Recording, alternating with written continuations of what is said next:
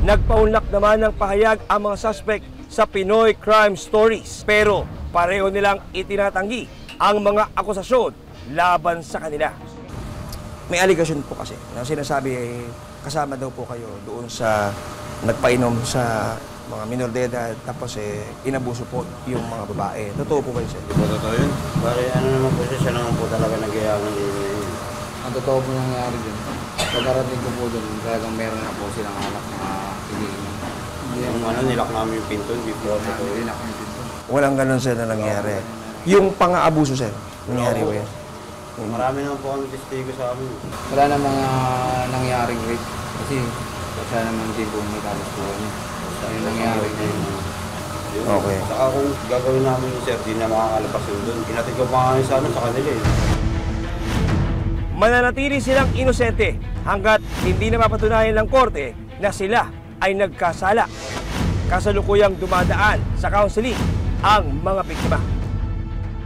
Meron po ba tayong effort para magkaroon ng intervention ang ating DSWD or psychologist para maalalayan yung ating po mga biktima po rin? Nirepair din natin sila sa DSWD kasi mag-undergo sila talaga ng program to parang to rehabilitate po yung kanilang traumang dinanas. Meron naman po malaking factor din yung pamilya, sila yung number 1. Number 2, yung government o alalay. Number 3, sana unawain nung siguro ng publiko. Kung halimbawa malalaman nila na may mga biktimang ganon, encourage natin na come up into open and magreklamo. Matinding galit naman ang nararamdaman ng lola ni Bea sa sinapit ng apo. Siyempre, masama ang loob ko. Nga nagagalit rin ako kay ganun ang nangyari. Hindi ko naman nakalain na ganun sa dami ng apo ko. Mga pagdusahan nila ang ginawa nila. Pag nakawala yun, mamaya magawa pa nila sa ibang mga bata. O di kawawa naman, lalong makawawa yung mga magawaan nila pa ng kailangan hindi na makalabas ng kulungan. Pero nagpapasalamat pa rin silang buhay at ligtas ang dalawang menor de edad. Sabi ko nga sa kanya, dapat wag na matigas ang ulong ng gala kasi hindi makakabuti talaga sa kanila kay mga babae pa naman sila.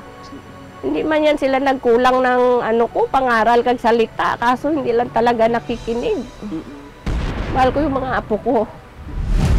Paalala naman ng mga otoridad sa mga kabataan at kanilang mga kaanak, iba yung gabay at pag-iingat ang kailangan, lalo na sa paggamit ng social media. Ano ho yung inyong may papayo? Unang-una, huwag tayo makipagkita sa taong hindi natin kilala, total strangers sa atin. Huwag mo tayo kagad maniwala na yung taong kausap natin totoo. And yung makinig sa payo ng magulang.